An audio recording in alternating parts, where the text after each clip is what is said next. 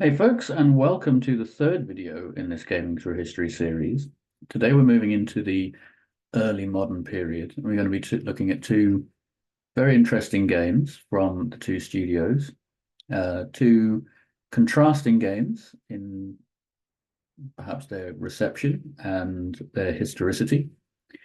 We're moving into the early modern period, so remember with the medieval period, so the total war, we went into the early 1500s and we have the discovery of the Americas, and we leap forward to this game, to Empire Total War, to the 1700s. So a bit of a gap there with the leap from Crusader Kings 2 to EU4 that we're covering here.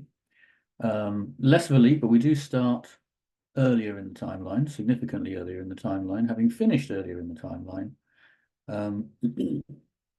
with Crusader Kings 2. So most significant, I suppose, to differentiate these two games is that in the Total War timeline, we've kind of already had the discovery of the Americas, let's say, whereas in EU4 we have the discovery of the Americas to come. We start off in the Age of Discovery, although the Age of Discovery in Total War Medieval 2, for example, is incredibly late in the game, incredibly minor action, if you like, but it's an important differentiator. So these two games, they're kind of representing more the same themes than they are the same history. In Empire Total War, we're looking at 100 years, whereas in Europa Universalis IV, we're looking at a far longer span of time, even though they do cover similar themes and a similar period. So they're a bit awkward to put alongside each other, but let's just look at the games themselves. So Empire Total War, an old timer now, 15 years old or so. Very good reception from critics, not so good reception from users, and a very complicated one to review, if you will. I think it is one of those Marmite games. You either love it or you hate it.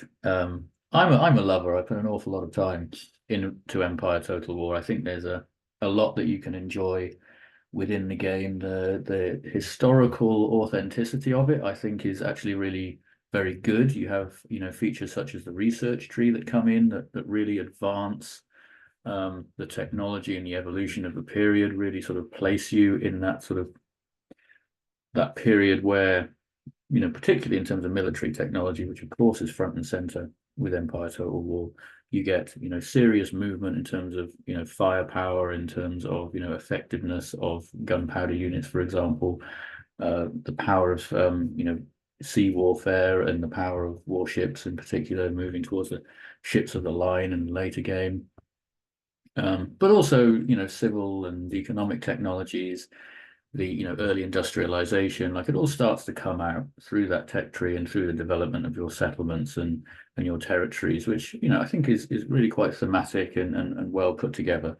However, I'm more than willing to admit that the game is janky AF. It is not Creative Assembly's finest hour, particularly on the battlefield, which is such a shame because obviously, Total War, the Total War series in general, really is about warfare. It's about battles and making those battles as immersive and as enjoyable as possible is the primary goal, really, of any Total War game. In Empire Total War, it really skirts the barrel, if you will. The addition of naval warfare, I really enjoyed. Like, it isn't the most involving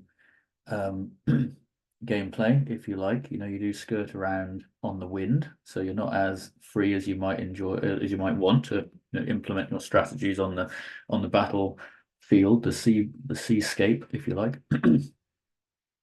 But I think it's well represented in terms of the technological input and the technological effect of the development of naval arms. Far more than effective strategy. Effective technology is what wins naval warfare. If you have the more powerful ships, you're likely to win. If you have the better armored ships, you're likely to win, regardless of numbers and regardless of strategy. So, the naval warfare element of it is less tactical, and kind of more strategic in that it's the units you deploy that have the greater impact than the tactics you might use. But I think that's thematic. I think that fits with the time. On the battlefield, though, on land, yeah, Empire Total War unfortunately is a bit of a mess. I think the computer just can't really handle kind of area of effect and battle line, firing line formation, warfare. It's still stuck in a period where the computer, I suppose, underneath is simply saying, unit A attack unit B, but if you're a skirmishing unit with rifles, you don't necessarily want to go straight at the opponent. And similarly, if you're forming a firing line, you don't necessarily want to just approach directly. You might want to, create a bit of an arc, follow the topography of the battlefield, use terrain more to your advantage than if you are simply, say, a unit of men-at-arms assaulting a unit of pikemen. So the computer has to be a little more clever, one would say, and it really isn't, and particularly with siege battles, which, for those of you who know Empire Total War, are a bit of a mess. They've kind of largely done away with siege battles in favor of, if you're attacking a city with no defenses, then you kind of get a bit of a village. And let's say you're just having a field battle on the outskirts of a town. If there are defenses, then you just get a generic fort, and the blurb kind of suggests you're attacking the forts surrounding the city or town or whatever. But it's pretty weak, and again, the computer the battlefield behavior for the computer is really messy on sieges. They really really struggle. So if you are playing single player, it is a tricky game to enjoy if you're heavily invested in those battles, which many fans are, and I suppose that's one of the reasons why, as we've mentioned and we'll talk about moving forward, the Total War timeline gets kind of cut short. So this game takes us into the early modern period, but as we'll explore, the timeline for Total War's historical series kind of ends fairly abruptly in the early 1800s, when there was clearly scope for Total War to do more in the modern period. But I think their experience of trying to create gunpowder orientated, ranged warfare units with heavy firepower from artillery, integrating those elements to the battlefield just seemed to be a step too far in terms of capability, perhaps, and capacity, because subsequent titles have largely reverted back to the melee period, and they've actually gone back to more ancient and obviously sort of mythological periods for their historical inspiration, rather than moving the timeline forward to the modern era. So a game that in many ways crushed the historical timeline for Total War games. But as I say, bit Marmite.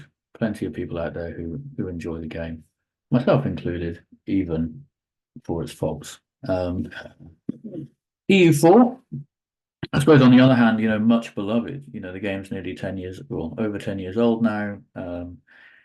With this video coming out in the summer of 2024, there is EU5 seems to be coming around the corner, but the game is still under development. Still DLC, still features being added to EU4 to round out that total experience.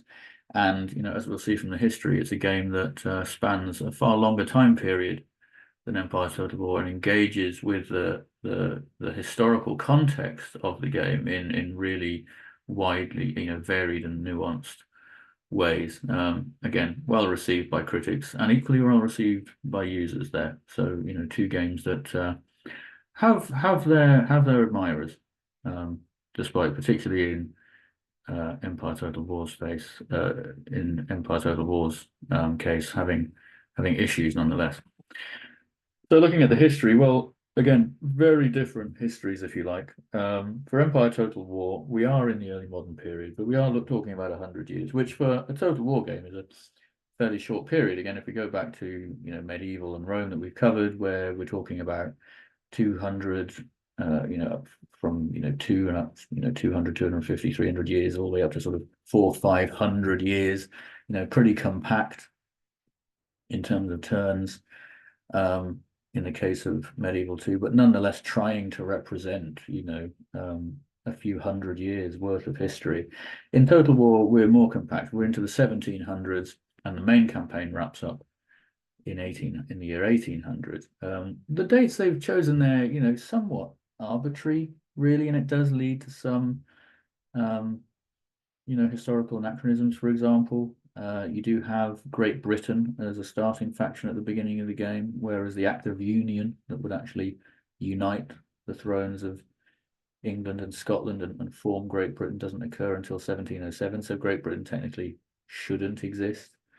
In that case, you might say, well, why didn't they choose more historically apt dates? And I'd kind of concur. There's no great reason apart from it simply being a clear block of 100 years. But pushing the start date back 50 years, pushing the end date forward 50, making it a 200-year game. I think that would have been a very viable choice for Creative Assembly. Certainly pushing it forward a wee bit to incorporate perhaps the Napoleonic period. I mean, that's games we'll come on to next, but the game kind of lends itself. Indeed, Napoleon Total War, we'll see later, kind of feels like a DLC or an expansion to Empire, at least that it should have existed as a DLC or an expansion. So maybe that's what they had in mind, but evidently adding to Empire Total War was going to prove more problematic than simply starting again, considering the sort of lack of additional content and support that the game actually got post-launch. And similarly, moving the start date back, would have created perhaps more dynamics in terms of the technological advancement. We would have had the pike and shot period. We could have even incorporated. Who knows? We could have even gone back to the English Civil War, for example, or integrated some of those elements. So, yeah, the dates are interesting for Empire Total War. The United States campaign, it sits there as the Road to Independence campaign, as sort of basically a tutorial campaign. It's split over 4 chapters that serve as an introduction as a tutorial, but when you play as the United States in the final chapter, it does go deeper into the 1800s. So clearly, again, there was, perhaps creative discussion there about how the start dates could be moved around, but ultimately they've settled on this 17 to 1800 span. Having said that, a lot happens in that period, as you can see down there. We've got various wars of succession, wars centering around imperial conflicts, colonial conflicts. We have the American Revolutionary War. We have the the emergence of the United States. We have Republican revolutions in France. We have a lot going on in that 17 to 1800 period. So it's not as if by choosing that 100 years, Creative Assembly have kind of created a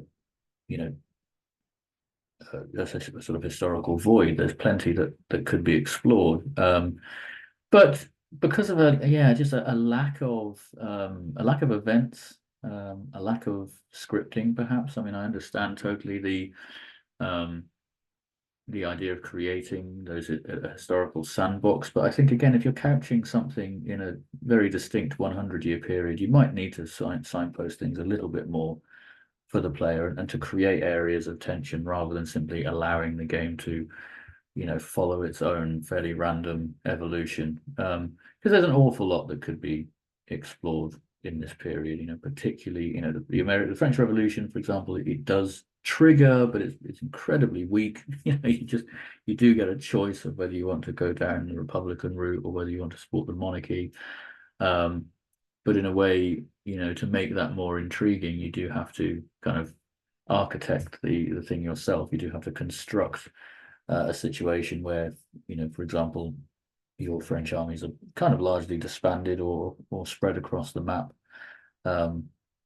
because kind of concentrating forces in the French theatre, means that there isn't much of a revolution to enjoy. And similarly, things like the War of Austrian Succession, these do trigger, but again, it just feels fairly fairly random. I think there could have been more scripting put into the game and more missions as well. One of the curiosities is that only 3 factions start off with missions, and those are the 3 kind of imperial factions, if you like, the European imperial factions of France, Spain, and Great Britain. And the missions are all basically identical. Take a couple more territories in the New World, and then your the sort of vassals get integrated into your empire. So in the British example, you take a couple of territories, and then the independent 13 colonies suddenly become part of Great Britain.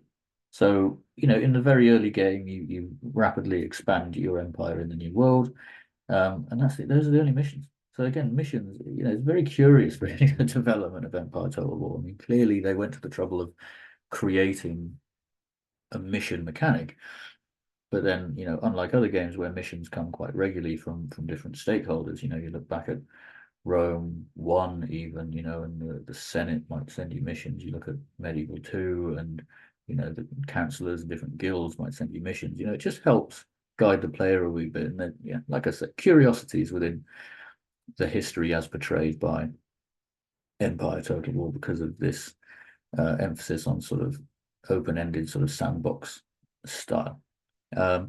Flipping over to EU4, an immense game in comparison, covering nearly 400 years from a main start date of 1444 all the way to 1821. As I said, there are various start dates, but 1444 is the main one, if you will, and the one that's played the most, and is the full campaign.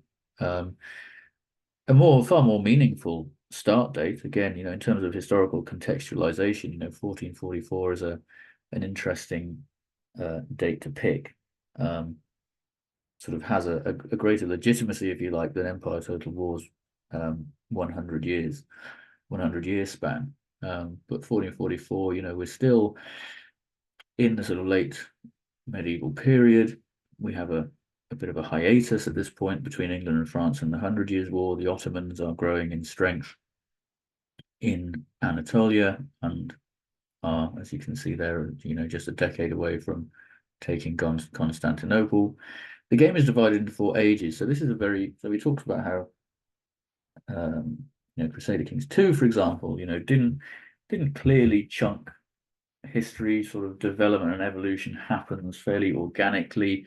In EU4, they took the step to divide the game quite clearly into 4 ages. So the Age of Discovery, Reformation, Absolutism, Revolutions, and the mechanics and the sort of gameplay styles available to a player really changes quite dramatically between those ages.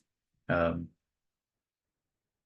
then when you integrate the missions and the ideas, EU4 is that sandbox in the same way that Empire Total War is. The player is free to explore as you see fit, but there really is a sort of guide rail for players to follow quite historically loyal paths and actions to trigger certain events as you go. So the 2 games kind of contrast with each other in terms of how they've chosen to represent the history. Empire Total War kind of leaning on this sort of open-ended sandboxy style, whereas EU4 does create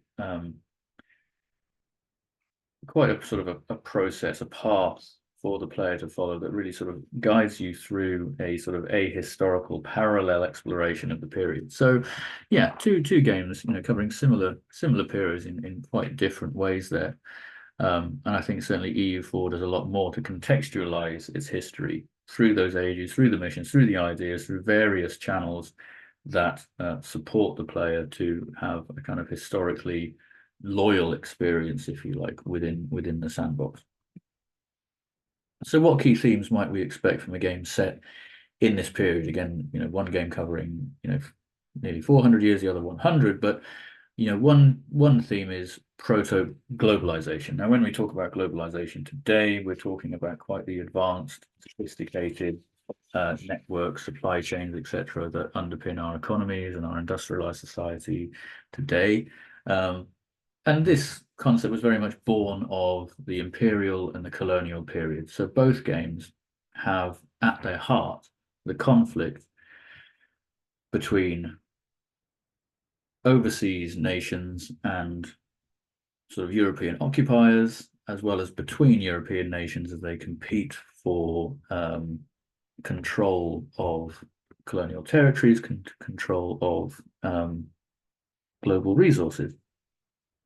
So we're some way away from sort of the resource specific expansionism. At the moment, especially when we look at EU4, Age of Discovery, it is very much that. It's the discovery of the Americas. It's the establishment of sea routes between Europe and the New World, the establishment of communication, the establishment of settlements, colonies, simply getting a foothold, if you will. But then that quickly evolves into colonial expansion, imperial domination, and the increasing, well, Europa Universalis, as the game title suggests, like the increasing mission of European nations to become dominant on a global scale by acquiring and occupying overseas territories. And then that evolves into more resource orientated colonialism and expansionism. Clearly most famously the Spanish Empire in South America, like heavily focused in the extraction of mineral resources, the exploitation of the native population. And so that creates this, as I say, this sort of proto-globalization where you have the domination of overseas populations, the extraction of primary resources that are then brought to Europe, start to fuel industrialization, start to fuel more advanced development of technologies for adding value to products and services born of the wealth, both in terms of manpower and material and resources that are sucked out of the developing world. And then in that you get this abusive relationship whereby European powers are invested in maintaining colonial dominions underdeveloped, if you will, that simply supply resources to European industry. And this is where the beginnings of this globalized situation emerge. And clearly both games have that at their core. Both games focus on the experience of European powers extending their influence overseas and starting to establish relationships of domination in terms of economic, social, and military power across the less developed parts of the world. So yeah, I mean, both games have this at their core. In terms of game long experience, it's probably as visible in EU4 as it is Empire Total War, because we start later in the timeline, if you like, with Empire Total War. A lot of those relations are somewhat established. India is the one territory that doesn't have much European influence, but again, as the player and less so as the computer, that's kind of a primary target to extract the wealth of what would become, the jewel in Britain's imperial crown. But yeah, a theme that both games focus on throughout their experience. So that then leads into the second theme of development. Again, we have quite stark progress that we're going to see over the course of the 1700s.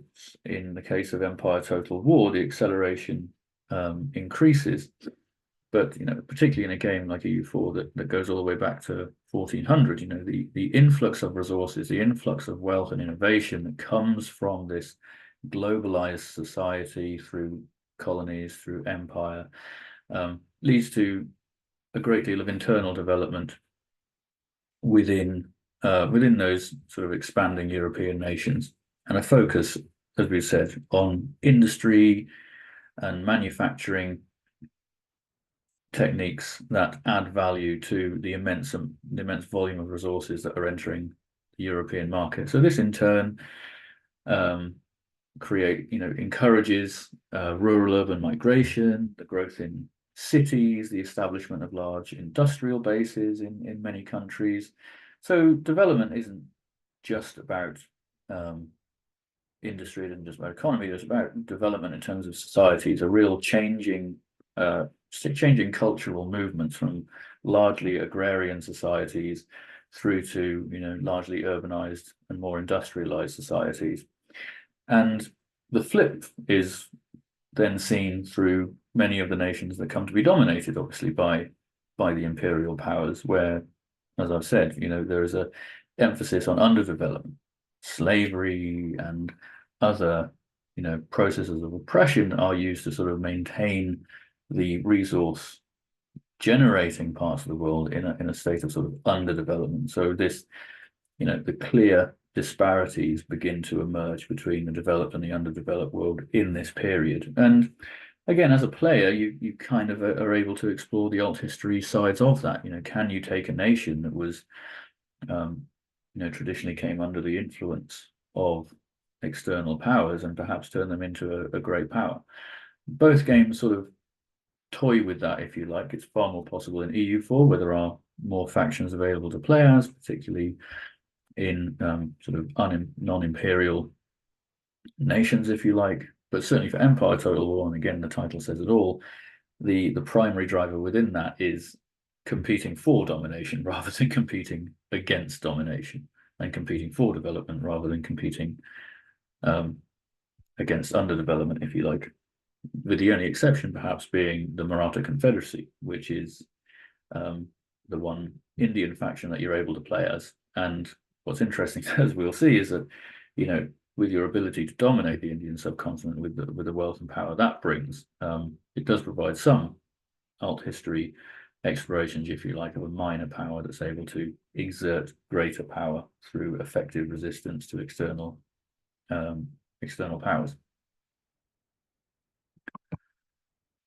And then finally, dynamic rivalries. I mean, as we saw at the outset, you know, this is a history that is incredibly varied.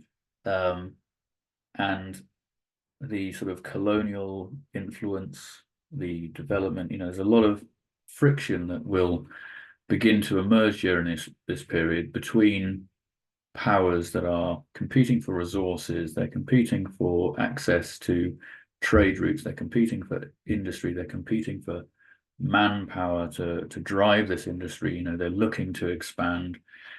And also the dynastic rivalries. We have succession crisis. So this is very much a sort of turning point. You know, we are moving from that late medieval stage. Again, we're talking more about EU4 in this instance. We're moving from late medieval, where still the sort of dynastic rivalries are playing a role.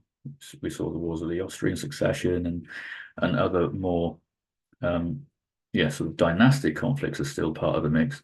Whereas at the end, we're getting into the 1800s, you know, these are political conflicts, you know, internal and external strife between, you know, the growth in democratic principles, republicanism, again, the frictions that come from urbanization and an increasingly sort of empowered urban working class. You know, there's a lot of rivalries and frictions that both within nations and outside of nations are going to start to interact over the course of this period.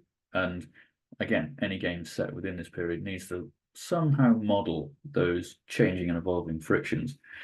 Again, it's most present in EU4. You have those distinct ages that give you quite clear indicators that this is going to be the main issue that you're addressing.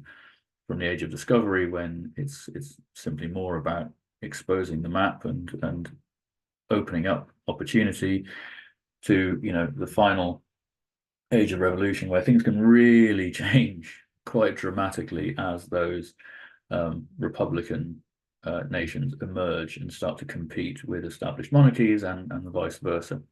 So dynamic rivalries, you know, it's got to be something that plays off, you know, inside and outside nations. Empire Total War, it kind of does its best to do that. Although, like with many Total War games, it kind of just becomes a function of unrest.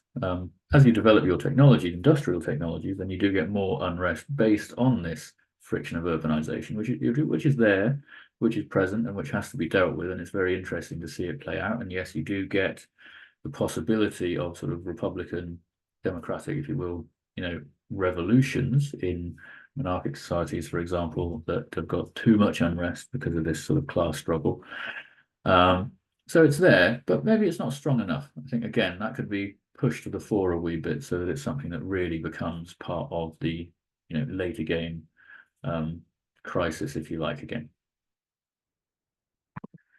So in terms of how it does its history, well, yeah, proto-globalization, I've scored them both as threes. It's very much center to how both games play out. The competition between the colonizer and the colonized, and between the colonizers, this competition for resources, access, trade routes, etc. It's well done in both games. And in Empire Total War in particular, I think the inclusion of naval warfare allows you to play out sort of trade wars. It's a very different style of warfare, different style of sort of gunboat diplomacy, if you like, that can be played in Total War to any other that can be played out in Empire, rather than more than any other Total War game. It's not just wars of conquest, but if you want to dominate the different trade nodes on the map, perhaps you just need to blockade a few ports for a couple of turns. You can have quite short, snappy trade wars. That is very thematic for the time, and adds another aspect to gameplay that just isn't present in other Total War games. So I think that's a big tick as well. Development, again, it's I'd say, yeah, very prominent for EU4. Indeed, it's one of the main drivers for the scores that we'll come on to, is how developed your nation is. As I said, for Empire Total War, it's definitely there, but again, it's one of those things that is somewhat underplayed. You certainly can, you don't get such the impact, if you will, because of coming on to that third point of dynamic rivalries. You do get unrest because of urbanization, industrialization, let's say, but it's not as punchy as it might be. And then that goes for dynamic rivalries for the two. With EU4, I just found that the dynamic rivalries are almost too dynamic. I mean, I think maybe my sort of diplomatic gameplay was off, but you'd often find that allies that you'd had a very positive relationship with for a very long time could turn on a dime. So it's almost too dynamic, the rivalries, particularly in the late game when things can really get haywire. Fun factor, yeah. So both games a lot of fun. So yeah, one's there. So 8 and 9. So two games I think that really do a great job of contextualizing their gameplay for the historical period they're looking to represent. So looking at Empire Total War, these are rankings based on 5 areas. So total battles, income, territories, prestige, and population at the end of the game. So in the year 1800. So having reached the end of the game, if a nation was top in a category, it would get 5 points down to 1. And yeah. So Britain comes out on top, having achieved 17 of 25 points. Largely thematic, one would say. Great Britain is the great imperial power in the early 1800s, largely because of the decline of the Spanish Empire and the French in particular. French because of revolution, and Spanish because of the Napoleonic wars that were incoming. The Spanish Empire, I mean, still present, but facing issues. The Maratha Confederacy, as I said, a chance there for an Indian nation. If a nice piece of alt history. If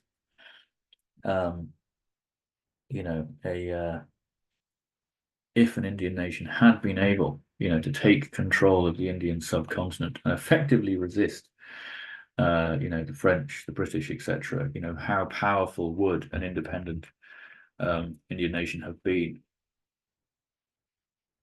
at the end of the 1800s? An interesting one, this one. The Polish-Lithuanian Commonwealth, and we'll see them again in EU4. So an incredibly powerful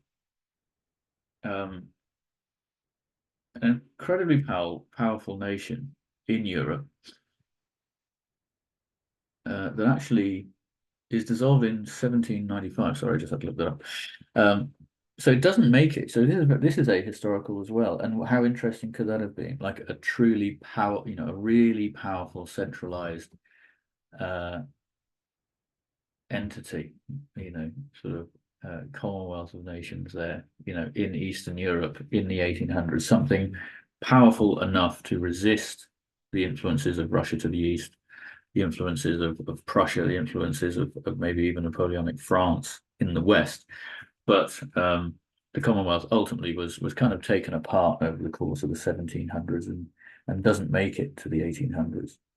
So an interesting piece of old history there, and actually a faction that does very well in most total war campaigns. You kind of would expect, because it's surrounded by these other factions, that it might suffer, but actually performs very well, both for the player and often for the computer as well.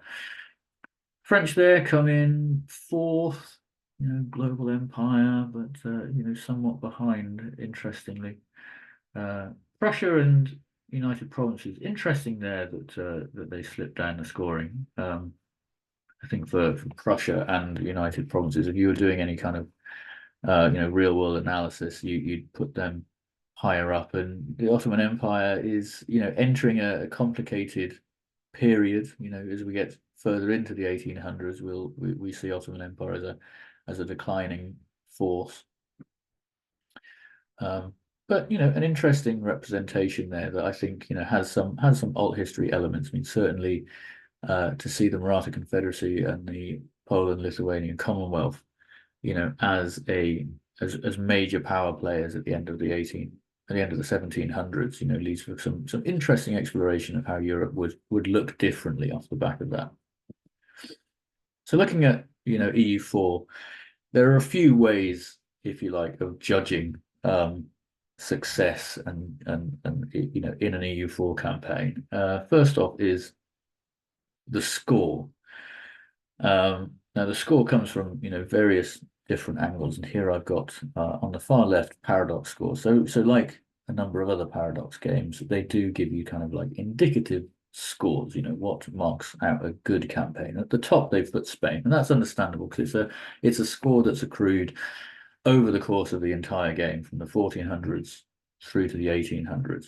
And certainly by 1821, which is a step on from the end of the Empire Total War game, the Spanish Empire is it's in turmoil. I mean, 1821, we're the other side of the Napoleonic Wars. Wars of independence have occurred throughout South America, and Spain is holding on to, far reduced American empire. So Spain is certainly a faction that is on the decline at the end of EU4, but given its experiences throughout the game, it's understandable you'd put it top. And, alongside the French and Great Britain.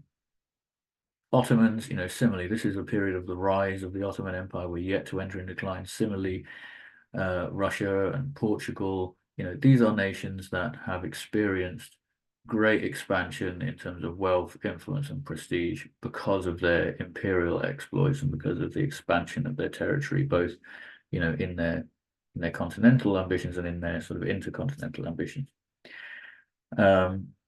More domestic strength, is sort of brought through Austria and the Netherlands, Venice and Sweden again, heavy influence there basically in the paradox scores on colonial nations. It is a game that does have that as a key theme, and it's unsurprising that when highlighting the top 10 performers, they've highlighted primarily European nations and primarily nations that have rapidly expanded their empires. It's very possible to to play tall in EU4 and not go down the colonial route, but this kind of gives you a hint as to basically how Paradox sees successful playthroughs playing out and how Paradox has chosen to assess the real world historical experience of those nations. So then the second column is the averages based on the computer playthroughs, and this is very interesting. Spain remains top, and Spain is very often a very high scorer. At the very bottom, I put the averages. So of the paradox averages, 4,891. The computer averages, I mean, this is based on 27 campaigns. And, I've done a top 10 based on having appeared in more than 2 top 10 finishes. So this is, based on a reasonably regular appearance in the top 10. Because every campaign there will be perhaps 1 or 2 factions that have an outlier. So Spain top, Ottomans second, Great Britain third. Again, we can understand that. Germany was formed, quite a few times through the campaign. I think usually as Austria. I think maybe once or twice it was formed as Prussia, which would be sort of more historically realistic, although it is still way before Germany was formed in the sort of 1870s. Here we're having Germany formed in the sort of 1700s. But Germany, particularly as Austria, when it does emerges as a powerhouse, as one would imagine, of Central Europe. You've got France, Venice, forming Italy. So again, this is somewhat anachronistic in our timeline. Italy is formed outside of these timelines, but also formed largely by, Sardinia, Piedmont, who are sort of the leaders in the unification of Italy rather than Venice. There we have the Polish-Lithuanian Commonwealth. I mean, this emerges fairly early in the EU4 game, and then has the power to become a real major player in Europe for the duration of the game, or at least the vast majority of it. So there's our Polish-Lithuanian Commonwealth as a power player at the end of the game, and then Russia, Portugal, and Delhi. So that's an interesting arrival from the computer, and it kind of goes to how the game plays out in Empire Total War as well. The computer isn't always going to effectively sort of influence India, and whereas European nations in our timeline went to great lengths to compete for control and influence within India and eventually, imperial dominion. In the game, it's actually more complicated, seemingly. So the computer doesn't do it a great deal. So you do get, well, in this example, as a regular occurrence, is Delhi more than anything emerging as a dominant power, which is different perhaps to Empire Total War. Empire Total War starts in the 1700s, where the Mughal Empire dominates the northern part of the Indian map, but is quite weak and struggles to compete with the Maratha Confederacy that controls the south and has greater potential for expansion, and ultimately does tend to dominate the Mughal Empire. In this EU4 timeline, at least, it plays out similarly, but in reverse. It's Delhi as the northern sultanate, sort of part of what could be the Mughal Empire, if you like, comes to dominate southern India and much of the subcontinent. So slight reversals there in the historical timeline based on, the EU4 computer experience, let's say, but still one that allows for a dominant, for a strong Indian empire to emerge to compete with Europeans. And this was of the 27 playthroughs, these are my top 10 scores. So Britain comes out on top, along with Spain and Portugal and France, as again kind of prioritizing the European intercontinental empires. Italy, this time formed by Milan. So I was Milan when I formed Italy. So they come in at fifth. Netherlands, again the Commonwealth. So I was able to construct a strong Commonwealth, a strong Russia. The Ottomans remain strong, but not anywhere near as strong as the computer, or indeed as Paradox had it. It is a troubling campaign, the Ottoman one, to be honest with you. There are a lot of issues, particularly in the second half of the campaign, that you have to face off against, and you've got to be quite canny to succeed. And even though I survived, I didn't survive as well as I might have hoped. And then there's the Ming, so China. I mean, that's an interesting one. China doesn't figure in either the computer or the Paradox top tens, and certainly, it is a sort of very large and wieldy and sort of perhaps underdeveloped nation.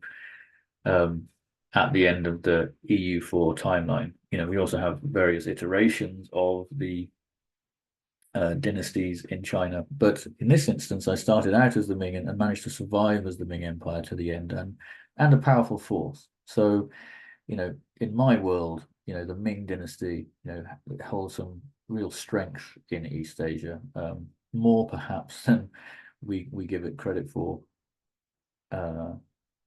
In the real world, considering the extent to which European powers were able to sort of play it with Chinese politics going into the 1800s, thinking of the Opium Wars, etc. And so how does how do those relate to real life? Well, I mean, interestingly, there's an awful lot of similarities, and the nations I've chosen to highlight in caps figure in every single column here. The one in lowercase bold, figure in each one, but slightly differently. So we do have, Italy, for example, but Italy formed by Venice or Venice itself and all that. So, in terms of IRL, so how did I score this? Well, again, I took the categories, the sort of key factors that go into scoring, the economic, the military, the other factors that go into the scoring of EU4, and tried to look at sort of real world data to put them alongside each other. And this was the ranking based on that analysis. So, unsurprisingly, you do have the colonial nations that rise to the top. France stepping out a bit, yeah, I mean, stepping out ahead of the Spanish. I mean, that's an interesting one. I think that, largely due to the military power that France brought to bear, particularly in the 17 and early 1800s. And then Spain, Russia, Great Britain in there. So leading again with the colonial nations, the Ottomans.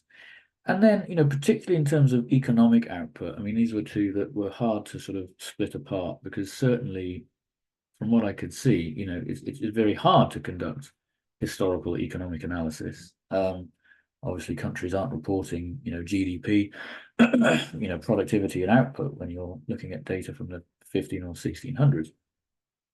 But, world markets were heavily influenced by the output of both, mineral resources and manufactured goods from India, from China. So as much as purely for sort of economic reasons, China and India might well be seen as power players through this period. Although I've put them in italics there because it's hard to sort of define what China was and what India was, because India is going to be a collection of principalities, a collection of minor states. It isn't a cohesive whole, and the same could be said of China. So it's hard to compare them, but in terms of national blocks, they probably they deserve to be in the top 10 in some way, shape, or form. And in that respect, it is represented by the gameplay, because we do get the Ming representing China in my playthrough, for example. We get Delhi representing India in the computer's playthrough. So that does tally, if you like. And then Germany, which again is there as a collection of the kind of like the German states, because as I've mentioned, we don't have a cohesive national Germany until the later 1800s. Same goes for Italy, and then the Netherlands, which is kind of the first and first innovator in terms of global trading networks, alongside sort of Portugal and sort of like exploratory traders and colonialists. So certainly a faction that is losing prestige and power as we get to the end of EU4 in the early 1800s, but over the course of the campaign from the 1400s has been one of the principal drivers of intercontinental trade and interaction. So another way of judging kind of success is the idea of the great powers. So this is based purely on development. So this is slightly different to the score, and it just kind of points to at the end of the game. So I've taken this from at the end of the game of all the factions. So if the score is over the course of the whole campaign, the development is in that moment. What are the top nations? So in like, if you like, the score tells you who's performed the best over the course of the campaign, whereas taking this from 1821, these are the most powerful nations at the end of the game. So the computer, of its averages, we've got Spain, we've got Germany formed by Austria, we've got France, the Ottomans, Russia, Commonwealth, and Great Britain. So these are, and again, caps and bold appear in every column. So a lot of commonality there, and then Delhi at the bottom. For me, I had Great Britain top, Portugal, France, Italy, formed by Milan in this case, Spain, Austria, Hungary, and Russia. So that was an interesting one. That's one where I managed to play tall very effectively, I suppose. So I had high development, despite the fact my score wasn't particularly high. So that's definitely a departure. And if we're forming the sort of Austro-Hungarian Empire at any point, then that's a very strong proposition there. Now, as a judge of this, I put Vicky 2 because EU4 wraps up in 1821. Vicky 2 kicks off in 1834. So in a way, a judge of what nations Paradox thinks should be the great powers at the end of EU4 is what great powers exist, what great powers are in place at the start of Vicky 2. So how does that compare? Well, United Kingdom is top, which kind of tallies, largely because again of their success in the victory in the Napoleonic Wars that puts them as the primary global sort of imperial nation. Russia, again, with its success in the Napoleonic Wars of the early 1800s and imperial expansion across Asia. France, defeated but resurgent. Prussia, successful. Prussia, Austria, Spain. So, definitely declining powers here, Spain, the Ottoman Empire, and the USA. So this is a very interesting one because the ways in which American independence play out, obviously in both games, in Empire Total War and in EU4, we do have the American War of Independence, but it rarely triggers. It's quite easy to maintain a global empire. So if you're the player or even as the computer, it's relatively straightforward not to have revolutions overseas in the late game. So we don't really get the emergence of the USA, and if we do, it's likely because of collapse at home that has sort of forced the independence or something along those lines. So the USA is a great power in Vicky 2, but doesn't really emerge in either Empire or EU4. So we'd say that's a big departure in the gameplay. Less revolutionary zeal, let's say, from significant colonial territories. And then looking at it IRL, so who would be the great powers in the 1820s if we try to do analysis based on historical data? Again, tricky to bring together, but we do largely concur across the different columns, I'd say. So France, Russia, Britain, and Spain, colonial powers, and as I say, Spain perhaps a declining imperial power, but still with that strength, prestige, and might that might sort of puts it into the great power territory. Italy, again, now this is anachronistic because Italy isn't formed at this point, but again, kind of a conglomeration of the Italian nations, does form the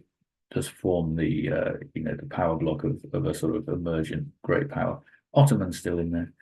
Germany, again, somewhat anachronistic, but as a region, still there. And then China. So, and again, largely because of the economic power that China brought to bear. So yeah, that's certainly a departure across all the areas there. China doesn't emerge apart from through player action, if you like. China doesn't emerge as a major power broker in the early 1800s, which is somewhat historically loyal because we are talking about a vast empire that is at this point pretty technologically stagnant, particularly in terms of military innovation, which does lend itself to the conflicts that we see emerge through the 1800s, where China is repeatedly interfered with, basically by imperialist powers from Europe.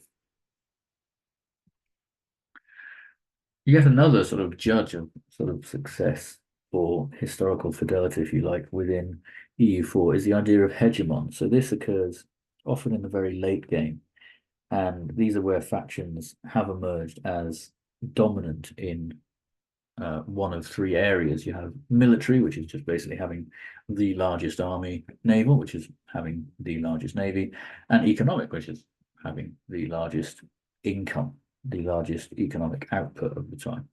And this massively increases the score. So if you do achieve this, then you're likely to rapidly increase your score and increase your standing amongst nations. So this one is, yeah, it's an interesting one to kind of discuss. I mean, I think historically, and that's what I put in the second batch there, military hegemon. I mean, what are we talking about? Are we who might be a military hegemon at the end of EU4 in the 1820s? Well, I put France there because despite defeat in the Napoleonic Wars, as we go into the 1800s, France still has, particularly within, compared to European neighbours, a very sizable military and a strong military tradition. So certainly a power that could be discussed as the military hegemon for the period.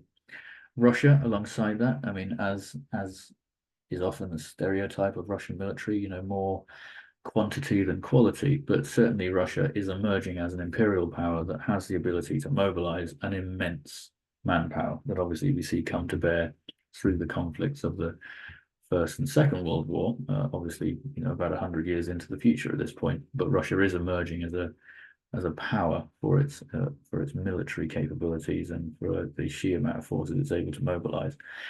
And I put Prussia in there as well. At this point, a nation with a very strong military tradition, and again with the the innovation and the tactical abilities that would see it unify Germany through the 1800s. So certainly an emergent military power in Central Europe, and one able to compete with all of her neighbors. And again, something that we'd come to experience in different forms in 100 further years into the future, where Prussia, having formed Germany, at least believes it has the military might to take on all comers. Naval hegemon, I think Great Britain is probably, particularly in 1821, the only world power that could be seen as a genuine naval hegemon, obviously as a relatively small island nation with a vast global empire. The Navy was always going to be vital for Britain's success as an imperial power, defending trade routes and communications routes between the various overseas territories.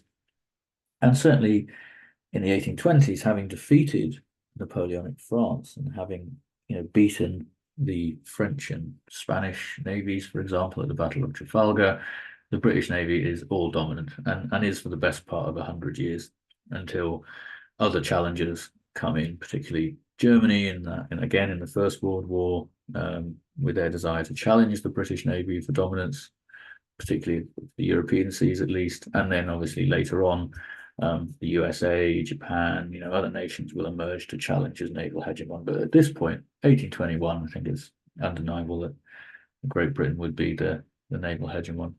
And as for economic, just in terms of just output, in terms of material, production and income, again, hard to judge because of the complexity of historical data. But from everything I'm seeing, China just produced by far and away more material and produced the greatest volume of wealth as any nation. So, and at this point, we're talking about the Qing dynasty. So those would be my sort of historical hegemon. At the top there, we have who emerged most in game. So military Spain, again, a faction that often comes to dominate the Americas. So again, manpower-wise, Spain was the most common military hegemon. I always felt that achieving naval hegemon, simply because you had to have more ships or more heavy ships, was the easiest to achieve. But it was actually very rare. The computer very rarely achieved naval hegemon, and I achieved naval hegemon with Britain and Portugal. The only other naval hegemon was formed by the computer as Arabia, the Mamluks. So they came to dominate the Middle East, obviously a vast coastline, so many ports and naval production capacity.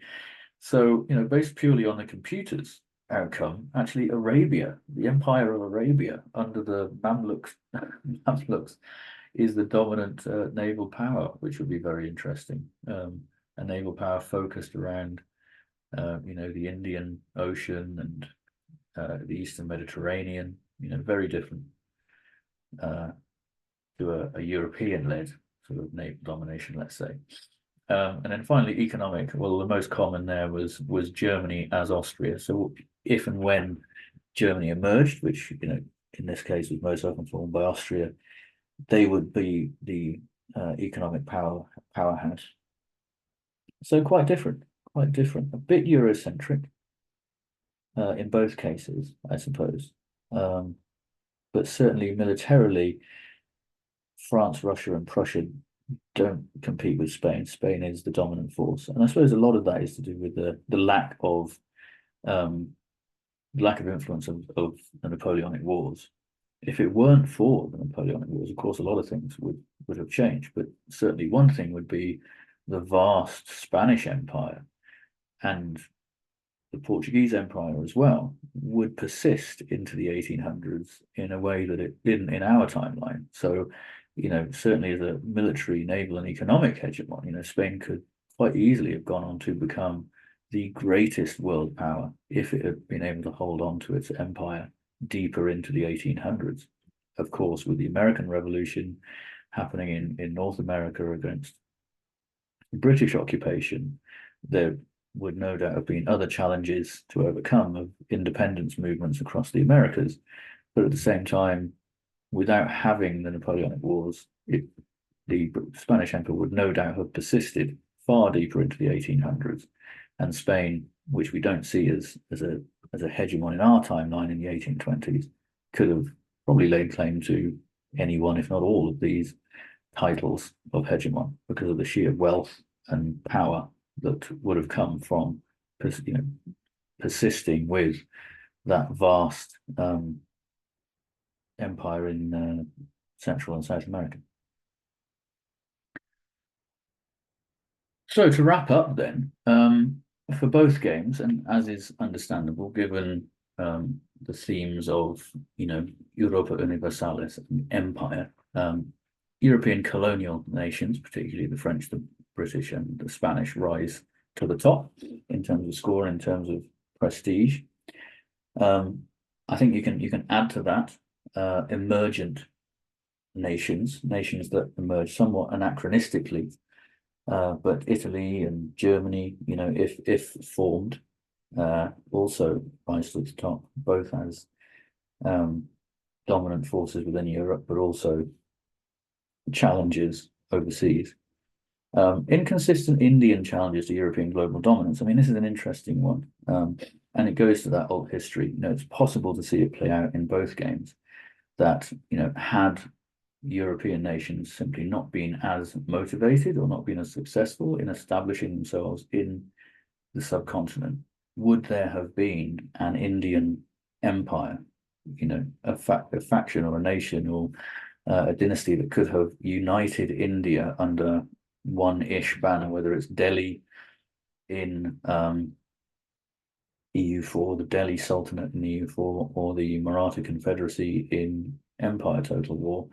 Could there have been an Indian empire that could have emerged to challenge European dominance and to stop European imperial influence in the subcontinent? It would have led to a very different world. And the British Empire would have been nothing without its jewel in the crown, and that in itself would have led history down a very, very different path.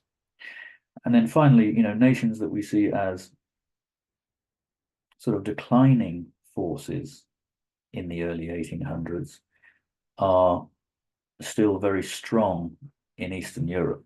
So again, the Ottomans, the Austrians, and particularly the Poland-Lithuanian Commonwealth that doesn't make it to the 1800s, in both games are powerhouses going into the 1800s. So what does that say? Would that have created a different balance of power? Would the Ottomans have not declined in the same way if they had been sort of effectively challenged and forced to innovate, to compete with their neighbours, the Austrians to the north west and the Polish-Lithuanian Commonwealth to the northeast. You know, similarly, what could we say for the rise of the Russian Empire? If Poland-Lithuanian Commonwealth existed as an effective and strong buffer between the Russians to the east and Central Europeans, Prussia, Austria to the west, would Poland and Lithuania have come to dominate the Baltic and, you know, push the Russian Empire perhaps further east? And then, yeah, Austria in the center there. You know, how does a dominant Austria deal with Prussia? Again, you know, later in the 1800s, Prussia and Austria would go to war. Well, what if Austria had effectively resisted and actually won that war? You might not get the emergence of Germany at all, but perhaps a sort of an expanded Austrian Empire, which again would have sent history in a very different direction also. So there's some interesting ways in which both games look to represent this historical time period. There is an emphasis on colonialization. There is an emphasis on overseas dominions, but there are challenges both internally and externally to our existing timeline. There is the scope for nations outside of Europe to effectively challenge European global dominance, and there are powers within Europe that can push back against the major power players that we see emerge in the 1800s, particularly in Eastern Europe, where sort of more expanded, more cohesive power blocks could have, you know, would have led to a very different balance of power as we go into the 1800s. So there's some interesting things to explore there, and this takes us on to, you know, two very different videos that are coming up where we're going to be looking at very specific conflicts, you know, games that do run parallel in the Total War and the Paradox series, but focus on smaller time frames. So we take a little step away from the long form games, from the core historical timelines here, for returning to the modern period, but as we will see, without the Total War series, as the Total War series comes to an end in its historical timeline in our next video in the early 1800s. So in a way, this is kind of the last major entry in the Total War historical timeline, and brings us to a place where, according to Total War at least, there is a dominant empire in the Indian, native empire in the Indian subcontinent. The nations of Europe are still competing for control of the Americas, and the Polish-Lithuanian Commonwealth is a power to be reckoned with in Eastern Europe. So yes, hopefully see you again in future videos, guys. Thanks for tuning in, and bye for now.